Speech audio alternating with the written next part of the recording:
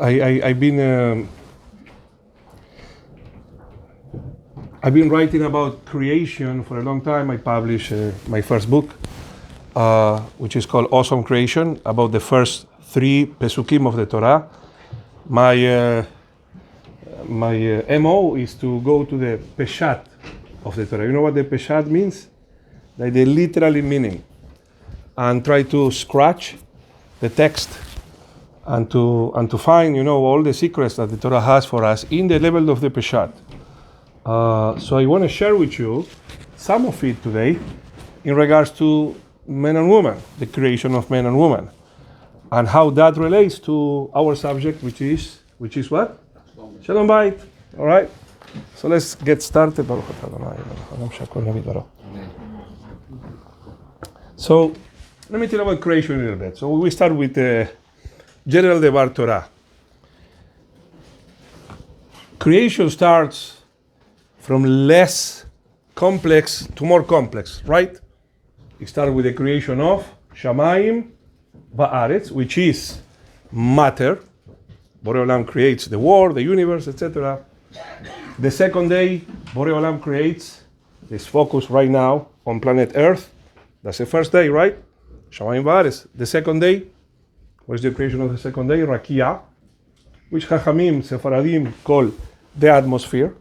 All right? The third day is the creation of separation or the emergence of land over the water and the appearance of plants. Third day. Fourth day, Borei Olam, as Chachamim said, Nitlu HaMeorot. This is when the entire solar system got its shape and all its organization. And then we get to the fifth day. Who can tell me what happened in the fifth day? What was created on the fifth day of creation? What happened then? Vayomer Elohim Ishretzu Hamayim Sheretz Nefesh Chaya. Vayivra Elohim et Atarinim HaGedolim Bet Kol Nefesh HaChaya, etc. What is that? Fifth day. What was created in the fifth day? Actually, if you pay close attention to it, you will find one word that is the key word to understand the different levels of creation. And that word is bara. Okay? Bara always tells you about something completely new that is created, as opposed to things that are evolving or modified. This is a new creation. So the first day, obviously, we have Bereshit bara Elohim et Hashem et haaretz. Borei Olam created Yesh Me'ayin, something from nothing, matter. The fifth day, again we find the word bara, Vayivra Elohim et Atarinim HaGedolim Bet Kol Nefesh HaChaya, etc., which is the creation of life. All right? Big thing. Animal life is created the fifth day. All right? What happened in the sixth day? Let me read here. Sixth day, I have here that Borei Olam says, Vayomer Elohim Totzeh haaretz nefesh chaya lemina behema baremes bechai toeres lemina vayichen. So what happened in the sixth day? Borei Olam also creates animals the sixth day. So what's the difference between the fifth day and the sixth day? I mean, you should know this, right? You learn it with Morash Hashara in the kindergarten, I'm sure. What happened in the sixth day? What was created the sixth day? What's the difference? Yeah? What? Before humans. Because you will see how perfect is all the progression of the Torah. And that's part of our conversation tonight. The Torah is telling about certain progression. All right? So the sixth day, Borei Olam creates first mammals. You know what's the opposite of mammals? What's the other thing? The fifth day? You know what oviparous animals means? Oviparous are animals that are created or are born from eggs. Okay? That's the fifth day. Most animals, or the sixth group of animals, are oviparous. For example, reptiles, birds, fish, amphibians, and arthropods. 5 types of animals. They're all coming from eggs. Borei Olam in the sixth day creates the whole system of pregnancy. Mammals are created there. Right? And so giraffes, dogs, chimpanzees are created in the sixth day. But there are more creations in the sixth day. What else Borei Olam created in the sixth day? Humans. Very good. How many creations were in the sixth day? Who can tell me that? How many acts of creation happened in the third day? 60. Excuse me? In the sixth day. In the sixth day. How many? 2. 2, right? Who said 3? Who said 3? You're right. We were 3 creations. Okay? Listen carefully, because you're gonna find out right now the evolution chart according to the Torah. All right? So first is mammals, let's say chimpanzee. Then is the creation of man, and then the creation of woman. It's a separate creation. Did you ever notice that? Now, first thing first. I just explained to you that the Torah or the creation process goes from more sophisticated to less sophisticated, or the other way around? It goes from less sophisticated to more sophisticated, right? Is every time it's more complex, right? If I say that the last creation is the creation of woman, not man, it means that for the Torah, the most sophisticated creation or the most sophisticated creature is good woman. Most complex creation. Most complex. So that's lesson number 1. Lesson taken is now I don't. Do you understand now what I said about the peshat? You just need to scratch the text and look behind it, but the lesson is very clear. I didn't manipulate anything for you. So according to the Torah, that's the most sophisticated creation. Okay? And right now, I want to analyze together with you a little bit about the sixth day and see the evolution chart of our Torah. So we have chimpanzee, okay? We have man, and we have women. This will be my evolution chart. It's not like they teach in schools, like the monkey, then a man comes, every time is caveman more erected. No. It's chimpanzee, man, woman. In that order, in that progression too. All right? So in order for me to understand or to share with you what is the difference between man and woman, let's see right now first what is the difference between chimpanzee and man. Yeah. Okay? What is the difference? Intellect. All right, let's see. Am I going too fast, too deep? No. You following me? All right. So, it might sound a little bit philosophical, but I'm going to get to the tachlis in a few minutes, couple of minutes. So, what is the difference between chimpanzee and man? You say intellect. Are animals less intelligent than us? Well, they have some sort of intelligence, but it's one thing they don't have. What type of intelligence we humans have? What? Self-control is part of it. Choices. All this is right, but you are missing one thing. There is one thing. Don't tell me neshama. It is correct, but I want something a little better defined. Free will. Okay, free will. Let's take free will. But in order for you to have free will, you have to have something else. Now, the reason why you don't jump and tell me exactly what I want to hear is because nobody teaches you this. Excuse me? Okay, so are you ready? It's a little bit, and it is here. It is really here. You need to scratch the text. All right. Now, what we have, humans, that animals don't have, is verbal intelligence. Verbal intelligence. Speech. It's not only this. It's here. It's not making sounds. Animals make sounds. But we can think in words. You understand what I'm saying? We can reformulate, we can think perceive reality with words. That's something extraordinary. Actually, this is Tzelem Elohim. This is the image of God that we have. Why? I tell you exactly why. Because, animals, for example, they cannot think with words. They perceive reality through images, smell, touch, with the 5 senses. But they cannot translate reality into words. You follow that? Okay, so we have the only creature on earth that has linguistic intelligence is us. This allows us, among other things, to communicate with God through this book.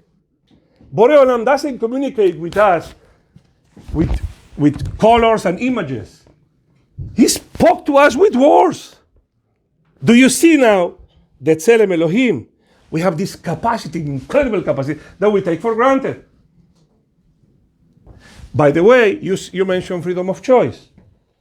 Now, why a chimpanzee cannot have freedom of choice? I tell you why. Imagine that I'm very thirsty right now and I have a glass of water here. Now, if I'm a chimpanzee, I smell the water, I am thirsty, and there is no possibility for me to avoid this. Oh, it's automatic because I'm driven by impulses. I cannot translate reality into words, into thought. But if I'm a human being, I could do this. I'm thirsty. This is water. Oh, but this is not mine. Oh, I'm thirsty. This is water. I have to say Barakah. I'm thirsty. This is water, but today is Yom Kippur. I have, because I can translate reality into words, I have the ability to say no. Which means what? How did you call the ability to say no? Free will. Freedom of choice. I can make decisions. Again, sorry for being repetitive. What is the element that allows me to have freedom of choice? Speech. Verbal intelligence. Where the Torah says that? Well, because the first thing that I see here in the Pesukim is that immediately after Borei Olam creates Adam and Chava, there is here one incredible word. Vayvarech otam Elohim, Borei Olam blessed them, Vayomer lahem Elohim. For the first time, Vayomer is followed by the word lahem, le. Borei Olam talked to. In the 5th day, Borei Olam also, Vayvarech otam, 5th day, I'm reading now animals. Vayvarech otam Elohim lemor, and Borei Olam said, there is no, how you say, interlocutor? There is no the other side listening. There is no one that could listen to the words of Borei Olam. Here is Vayomer lahem. I also know this because in the 2nd chapter when it says Vayi Adam lenefesh chaya, the Targum, which is the first translation to the Torah, official translation, the Targum says that man was ruach memalela. Anybody? You got to translate the Hebrew, not everybody understands Hebrew. Okay, no, I know. But what is ruach memalela? Man was transformed, converted into a speaking person. He talks. He has verbal intelligence. It's not sounds, it's words. Did you follow me so far? Yes. Okay, so do you understand the difference, very briefly, between chimpanzee and man? Yes. Now, all what you said is correct. Intelligence is correct. Freedom of choice is correct. But we were missing this small thing. The connection between man and Borei Olam is possible only because Borei Olam share with us words. Right? That's amazing. That's a miracle that we live every day and we are so used to it that we don't even realize that. Okay? Now, I just show you the difference between chimpanzee and man. Now, we have to go another step. What is the next step? The difference between man and woman. Because unlike chimpanzees or giraffes that were created in the same act of creation, the male dog and the female dog, the male horse and the female horse, etc., the male chimpanzee and the female chimpanzee, they were created in the same act of creation. The only species that was created, Zachar unekeva, differently in two different acts from two different sources, from two different raw material, is man and woman. So much there, right? Okay, so now my question is, what is the difference between man and woman? Intuition. Okay, I take that. So in which field would you look? Obviously, I'm not talking about the physical difference. I'm talking about mental differences, right? In which field, in which area you would look for the differences according to what I just told you? You will look that where? Speech. Thank you. Speech. Okay, so now if man has this power of speech, what could be more complex than speech? Female's brain. Female's brain. You know how Chachamim said that? Bina yetera nitena la isha, which means women were granted. How would you translate bina yetera? A superior intelligence? Or my translation will be also an additional intelligence.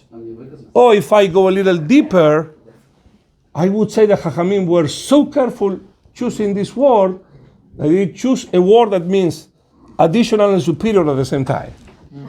That's bina yetera. If whoever knows Hebrew would vouch for this. Okay.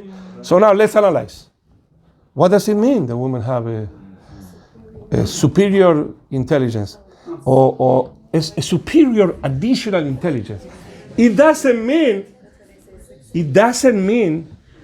that women are not capable of language. This is like I would say, Adam, men are monkey 0.1. Women is monkey 0.2. All right, so what is the difference? Upgrade. Two upgrades from monkey. So one upgrade from monkey. So if we discover what is the secret here, we might learn a lot about ourselves. Okay? So let's see. Now I begin the journey of Shalom Bayit. Ready? So far, everything clear? Yeah. Okay. So,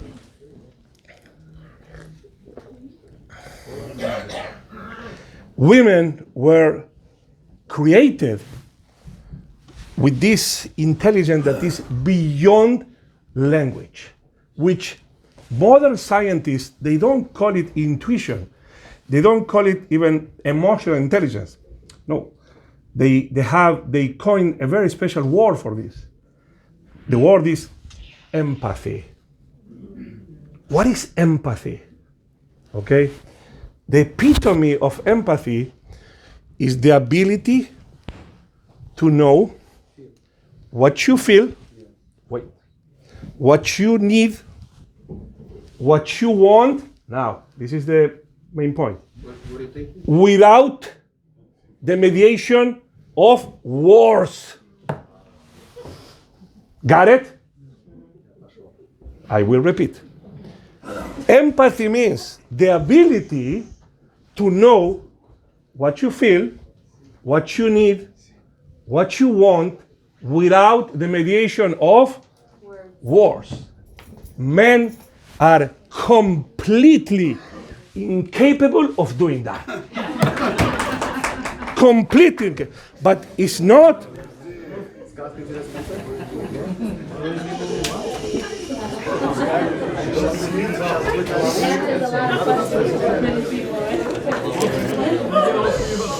I warned you.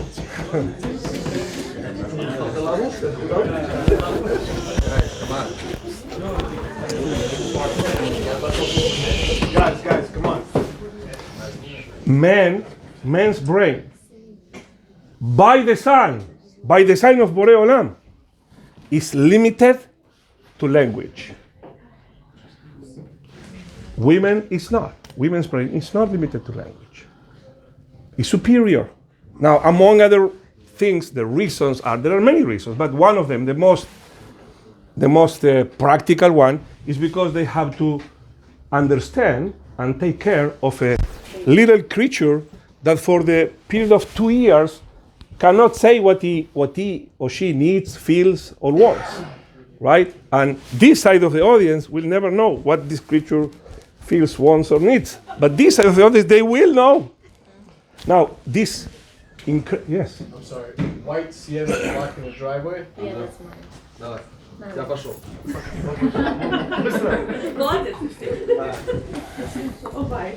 That's a good time for him to go right now.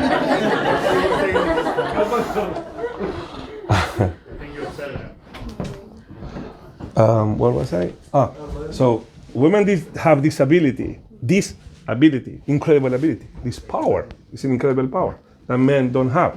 Now, the problem is that women are not aware that they have this ability, are not fully aware. They didn't conceptualize that they have this because this is not taught anywhere.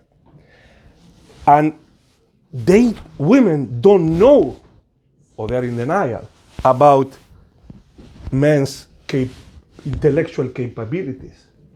So they think all the time that men really know what you think. They think they want men to have the same abilities, like to have empathy. Let me give you a simple example of real life. A man comes home and he finds his wife in the kitchen. You know, she's sitting, looking at the ceiling, and she looks a little bit sad, but he is not sure. He's not sure if she's sad. Maybe he doesn't know, maybe she's tired. From his point of view, maybe she's meditating, maybe most men will think that she is relaxing. Okay? Now, what does a good man do in this situation? What would a good man, a loving husband, do in this situation? Leave. Now, again, monkey point 1, language, okay? So what would a normal man do in this situation when he sees his wife a little bit? So this is what a normal man would do. A normal man would say, honey, are you okay? And from his point of view, he's doing his job to the best of his capabilities, right?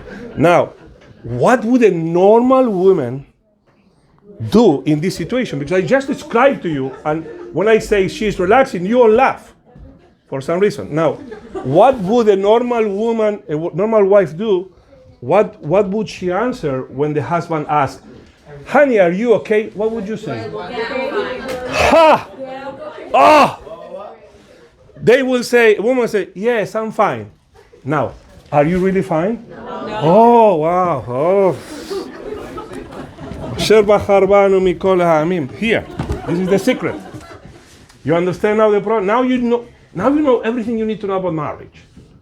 And now you need everything to know about marriage. Okay?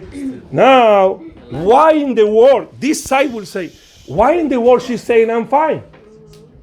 You are not fine. Tell me, and I will help you.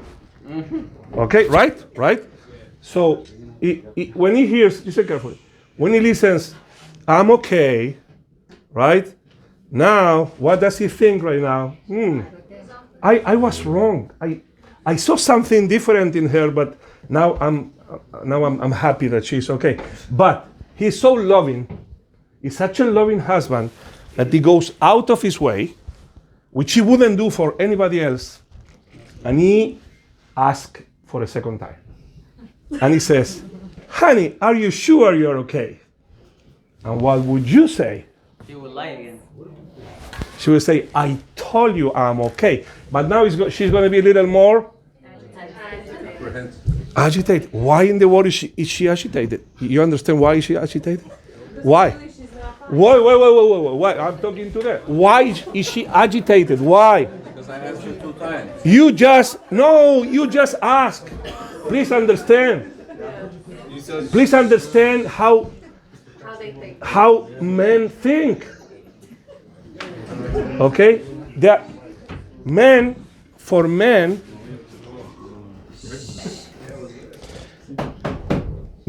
that were granted verbal intelligence, words are the 100% of the message. Communication for men is 100% verbal. It's 100% words. So if I ask you, are you okay? And you tell me I'm okay, then I say, great. And I go out of my way to ask you, and I cannot read really, I cannot read you. I cannot read your mind. I cannot read your feelings. I am zero empathy, that we define as the power to know how you feel, what you want, what you need, what happened to you, without the mediation of words. So for these guys, if you don't explain to them, I'm in such a crisis, I'm this and that, they are going, do you know what he's going to do? What is he going to do? After 2 times, maybe he asks another time. Are you sure? At this time, she will get angry. Now, why a woman will get angry? Rightly so, because she comes from the word of empathy. And in the word of empathy, this is the title of my new book, Bezrat Hashem. If you love me, read my mind.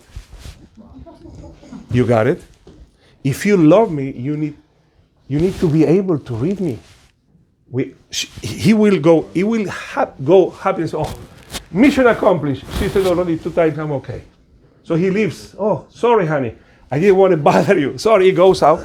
Now, she might come after 5 minutes crying, seriously, and saying, we are married for 10 years. You still don't know me? I still need to tell you what's going on with me? You are my husband. How you don't understand? How you don't see it? Where are your feelings? Why you're so cold? And she might think that she married the wrong guy, because she doesn't know anything about men. Right? And she feels, or she thinks, she assumes unconsciously that men have the same power that you have. But we are chimpanzee 0.1, not chimpanzee 0.2. We are closer to chimpanzee. We have verbal. Verbal, we are great at verbal. In other words, AI, whenever the singularity will come, I don't know, there are different ideas, right? 2040, whatever it is.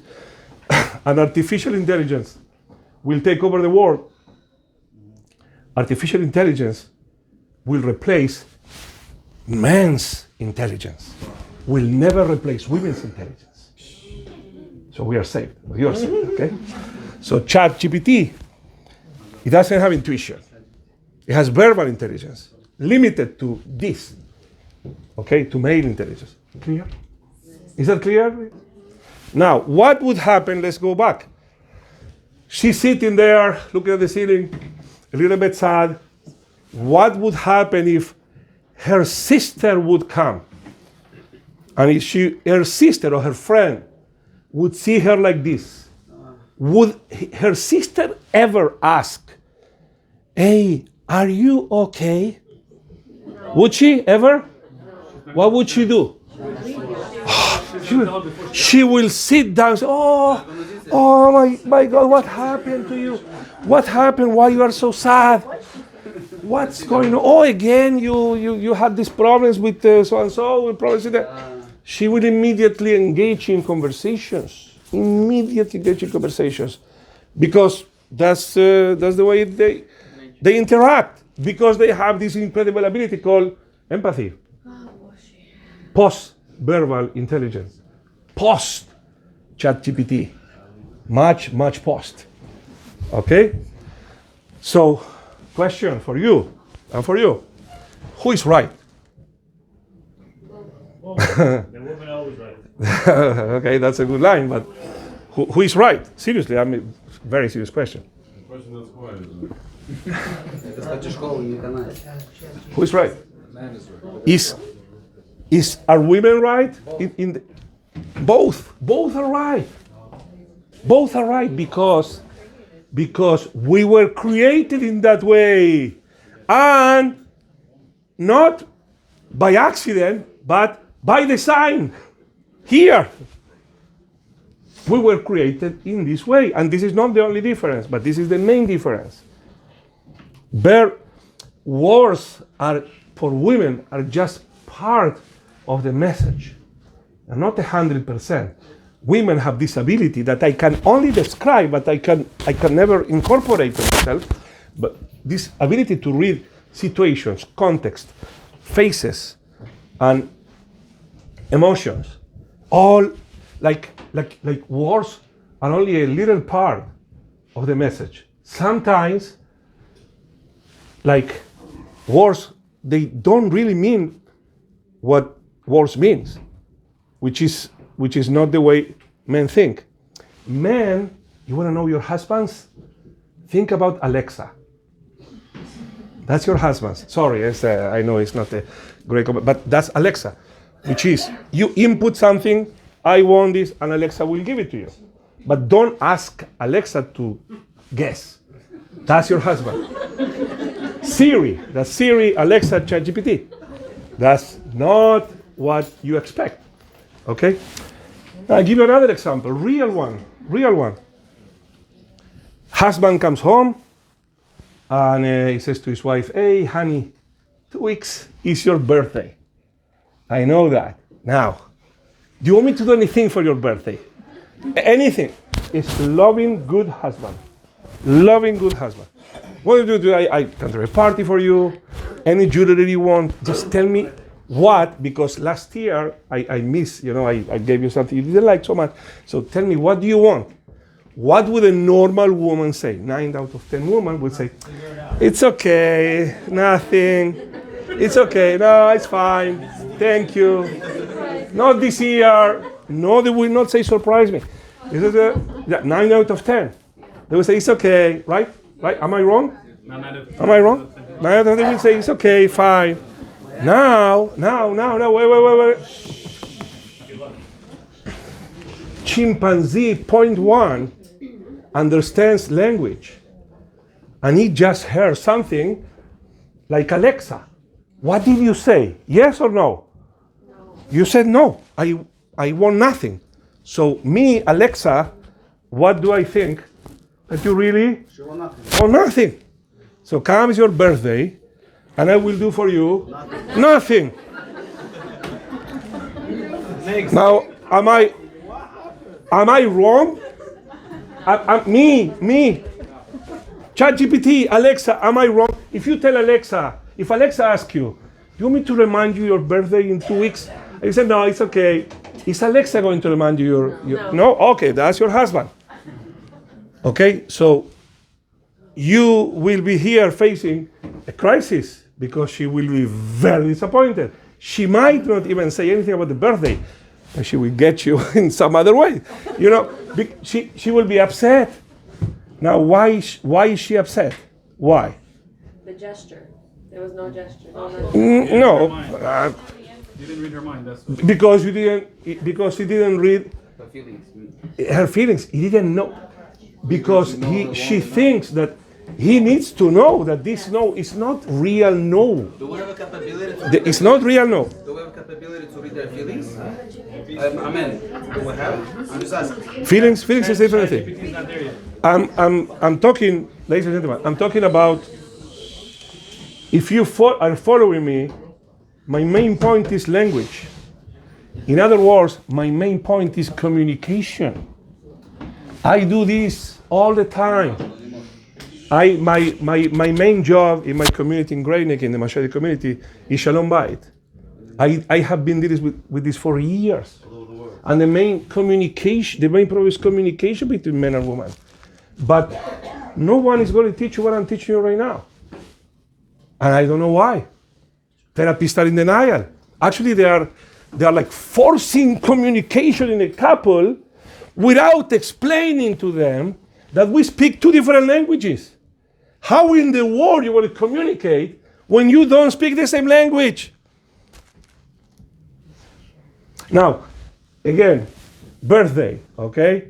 If my wife asks me, hey honey, it's your birthday in 2 weeks, what would you want? First of all, I probably will tell her what I want. Second, if I said, you know what, this year nothing because we renovated the kitchen, whatever, I will not feel disappointed when she does nothing because that's what I expect.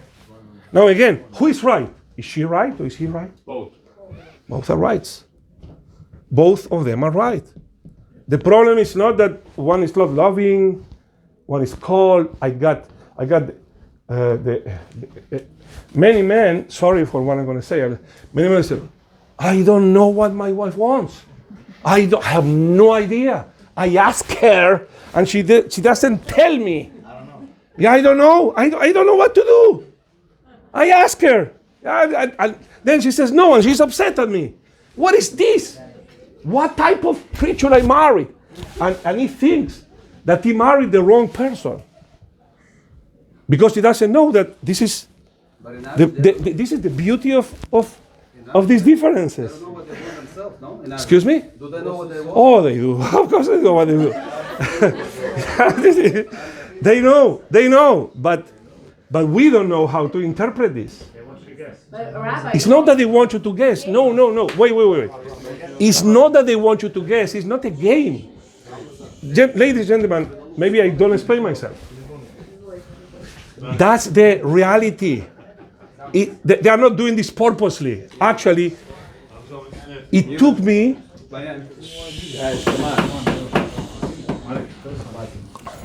Seriously, it took me 5 years. 5 years. I've been doing this workshop for a long time.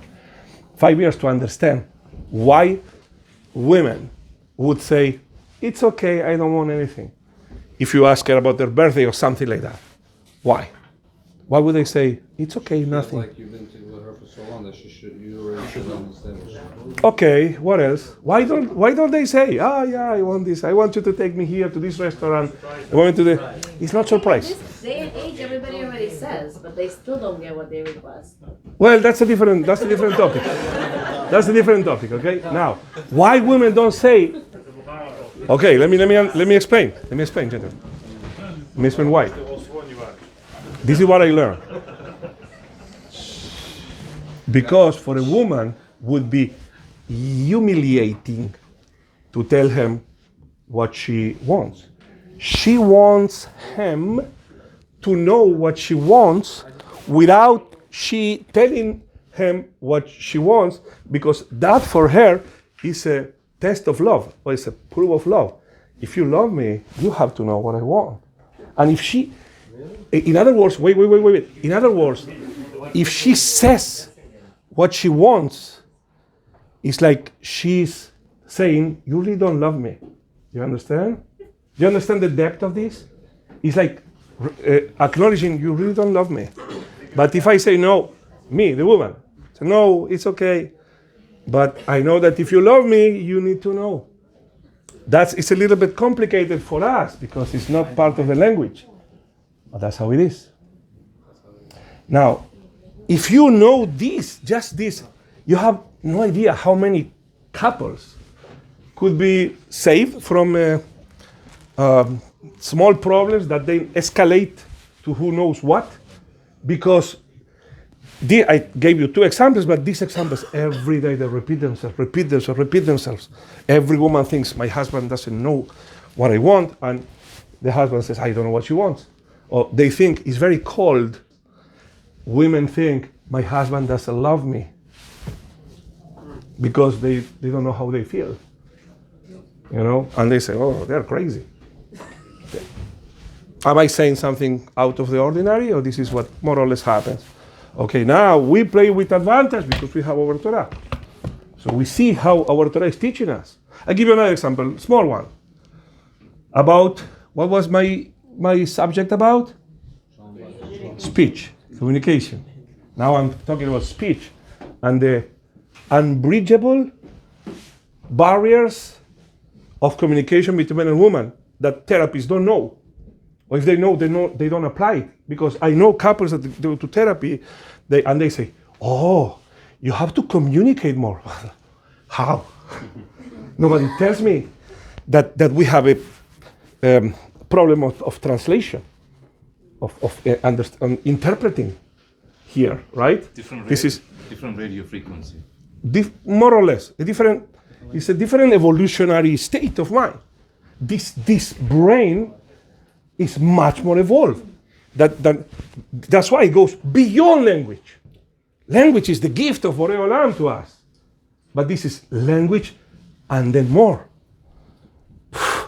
Fantastic! What a creature, right? Now I will tell you afterwards why we need this. Why this is by design.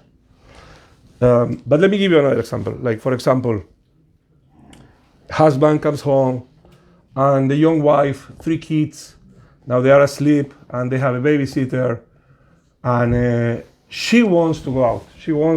She wants her husband to take her to a restaurant. Now, in simple words, how would she tell her husband that she wants him to take her to a restaurant? How? I just need the words. What words would she use normally? No. I'm hungry. This is what you would use. No, I'm tired. No. What she will. What? The words she would use probably, and please correct me if I'm wrong, is a good. We're talking about good wife, good husband, loving each other. She would say, "Honey, would you like to go to a restaurant tonight?" Okay, now, you got it? Would you like to go out tonight? To have dinner out tonight? Now, this creature, man, that takes 100% of the communication by language, this is how he processes this. He heard, "Do you want to go to a restaurant tonight?" So he says, "No, it's okay. I'm fine. Let's have dinner home. It's okay. I'm tired. Thank you. Thank you for the offer." She never meant that. She was meaning you take her out, but the way she says it is all with indirect language, with post language, post-rational language. You got it? I know. What did you say? Problem. I know. Now, why what I'm telling you is going to help you? Why? And what should you do? What you should do with this information, and what you should not do with this information. All right. This simple information I gave you, I will be very happy if right now you know, oh, my wife is a normal woman, and you say my husband is a normal man. You understand? The problem, divorces, they escalate and they happen, when it is because of communication, because the expectations are not realistic. Because you, women, unspokenly expect their husbands to have empathy. And men expect their wives to be a little more explicit in what they want. Men are actually great at following orders. But you cannot change, and they are not going to change. So what are we going to do? What are we going to do? So first of all, is to accept. But in order to accept, you have to know. You got it? If you don't know, you can never accept. Why would I accept a person that doesn't love me? Why would I accept a person that she doesn't make sense? Because for him, it doesn't make sense. No is no. One is one. A computer. You say no to a computer. What does it mean, no? No. That's how men are. All right? Oh, how not to use. You could be happier or more miserable depending on how you use these tools that I just gave you. Okay? So let's start from how can you use these tools that I just gave you to be more miserable? You ready for this? If you want to be more miserable after tonight, then when you get home, guys, you tell your wife, you saw what the rabbi said? You have to be explicit with me. Okay, this is how I understand. So from now on, when you want something, tell me yes. And if not, I'm not going to get you anything. Then you're going to be more miserable. And same thing with you. You say, you see what the rabbi said? So you have to understand me. Make some effort to understand me. Hey, now you know. Okay? And then the expectations are going to be even higher. And the frustration is going to be even higher. And your problems are going to be even higher. So how to use these tools in the right way? You say to yourself, now I understand more about husbands. Okay, my husband loves me. My husband loves me despite the fact that he doesn't read my mind. Because that's how men are. Oh, I know my wife is not crazy. She's too sophisticated. I learned that from the Torah. Wow.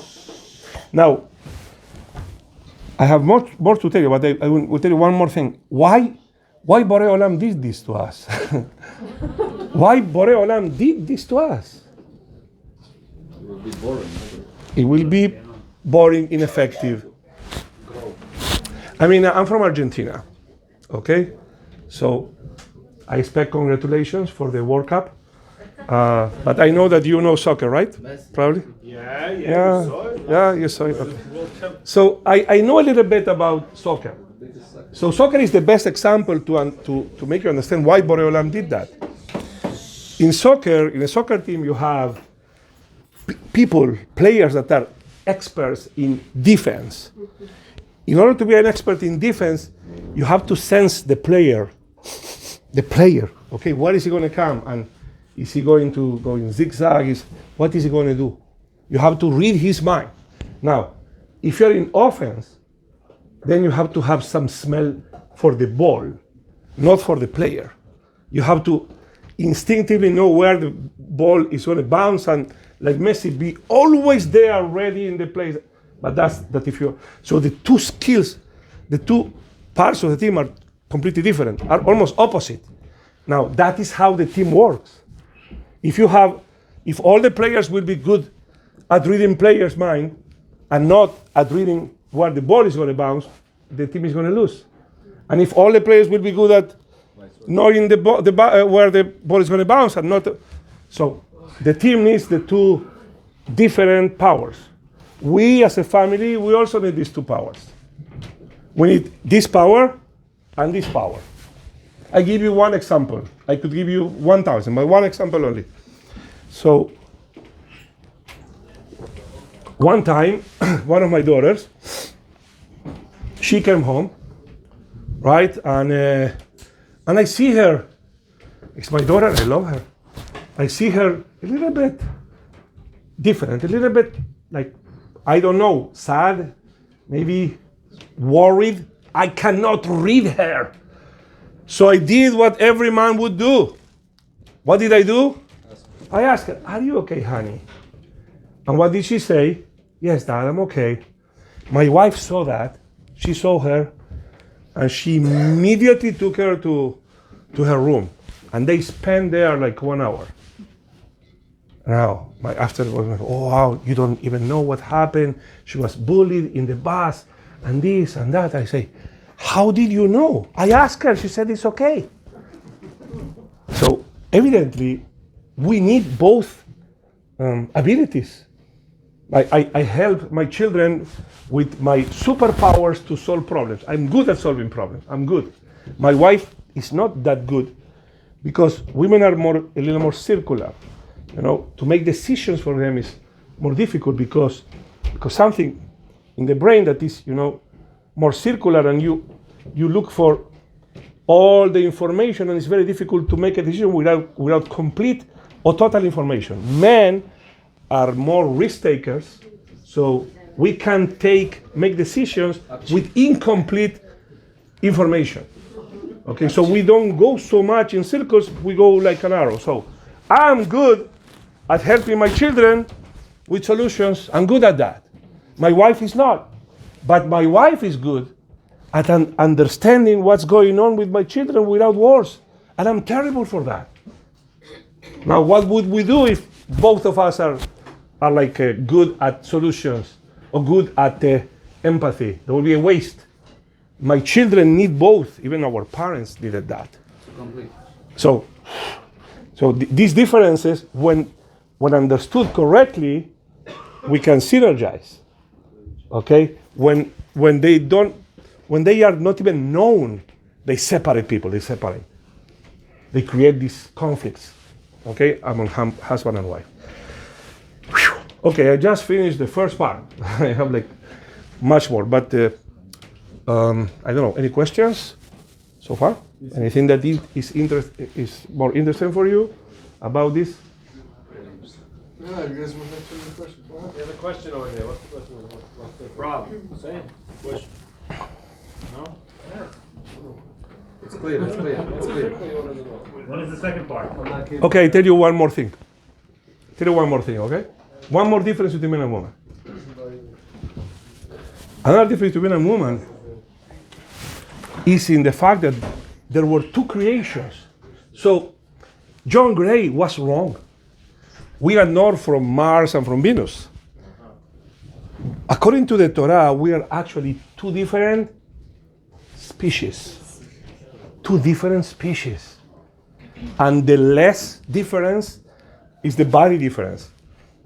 The biggest difference is here in our brain. Modern science has gone very deep into it. Maybe another time I talk to you about this. But let me tell you one more difference, and with this I'm going to finish. Man was created from earth. And woman was created from man. Okay. So, according to the Torah, let's scratch the peshat. Man was created from a what or from a who? What? Thank you. Woman was created from a what or from a who? Yes. So, women are more into the who, into the person. Men are more into the objects. The fascination of man, even small boys, is how things work. Okay? Is understanding the systems, predicting things, understanding how things are moving.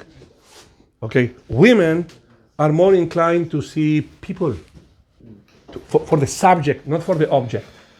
So let me tell you an experiment that was done by a neuroscientist. Her name is Luan Brizandine. She wrote two extraordinary books. One is called The Female Brain, the other one is called The Male Brain.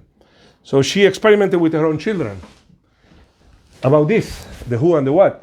So she took her son, 4 years old, and you know that the walk perception is that gender is socialization, which is the Barim Betelim, which is nothing.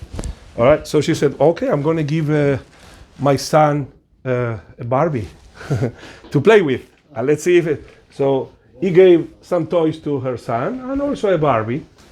And lo and behold, after 50 minutes she comes and she sees him playing with the Barbie. Now, how was he playing with the Barbie? He took the Barbie by her head and he was doing, hey, pirates, I'm gonna kill you with this sword. He made from a who to a what? Thank you. He made from a who a what? Because this is how male's brain is directed. It's all the what. Okay? And then she had her daughter, and she gave her daughter a red fire truck. Red fire truck. To play with. After 15 minutes she comes, and her daughter is playing with the fire truck. She wrapped the fire truck, says, don't worry, dear fire truck, I'm going to take care of you. What did she do? She made from a... Ooh. If you want to know your husband, it's always the what. If a husband leaves his pants there, in the floor, the wife will say, what do you think, that I'm your ozeret, that I'm your maid? Because she will always translate things by the who. Is what we say, she takes it personal. But it's not to take it personal. Her brain is wired to the who, because this is what our Torah says, right? Right? Man is always to the what? Where's my pants? For a man is the food. For the woman is What do you mean you don't like it? You like your mom's food more than mine? It's about the food or about me that I cook? You got it? I can give you thousands of examples like that. Just analyze your own.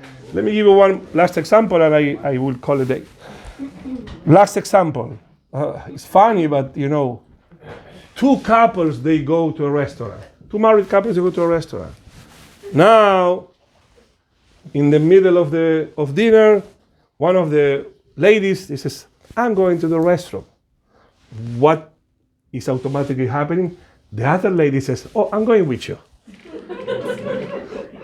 The two men look at each other and say, why would you go to the restroom with her? I mean, is this contagious, the desire to go to the restroom? Is there any? Why would they go together? Now, what are the chances that one man, one of the husbands will say, I'm going to the restroom, and the other one is going to say, oh, I'm going with you. What are the chances that this will happen? No way. I mean, you go to the restroom, when you come back, maybe I go, I wait for a couple of minutes. Why? Why? Tell me why. Because one is support. I never had that. Support. Okay. Whatever it is. For me, it's the what and the who. You see that? It's men go for the what. There is no who. Then for women, the what is incidental, and the who is the ikar. The ikar is the who. So you will see this everywhere. I wanted to show you how our Torah is so deep. It's just that we do a disservice to the Torah when we don't analyze it in depth, in the Peshat, and to see how much wisdom we have here. Ashrei ha'am shekachalo, Ashrei ha'am she'Adonai Elohav. Any questions? I have a question. Sure. Does the Torah discuss anywhere like which party has to submit at which topic? What?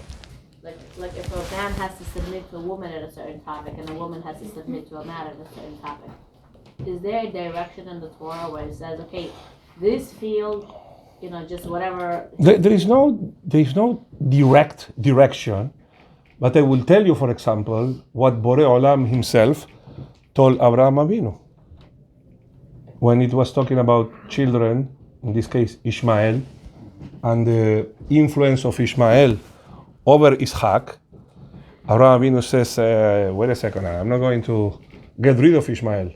Sarah said, yes, you have to get rid of Ishmael. And Borei Olam himself intervenes.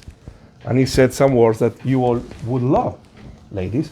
He said to Abraham, Kol asher tomar lecha Sarah, shema bekolaha. Everything that Sarah tells you, listen to her. So that's, to me, is an indication that in terms of education and raising children, women have this double capacity, language and empathy, right? We don't. So we men, we have a disadvantage at that. So I would say that this is one area. There are, the ketubah is more or less maybe what you're looking for from the technical point of view.